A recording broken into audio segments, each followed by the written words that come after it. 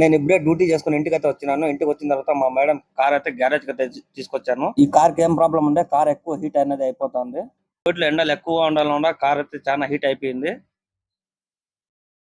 Radiator cap అయితే తీసినాను. Water అయితే పోసాము. Water అయితే మెకానిక్ అనేది పోస్తున్నాడు. వాటర్ ఏమన్నా లీక్ అవుతుందేమో చూడాల.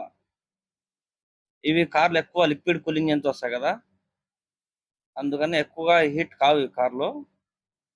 ఈ కారు లో వాటర్ అనేది ఏం లీక్ కాలేదు. పూర్తిగా చెక్ చేస్తున్నాడు.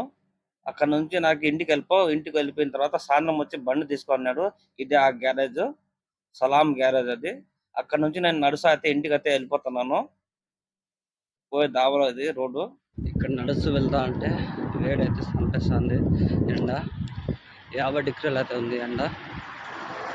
చూడండి ఎట్లా అయిపోయింది వేడికి. కార్ అయితే తీసుకుందామని గ్యారేజ్ కి అయితే వచ్చేసినాను. గ్యారేజ్ కి వచ్చిన తర్వాత అది ఇంజన్ కూల్ చేసేదంట, అది పంపు అది చెడిపోయింది.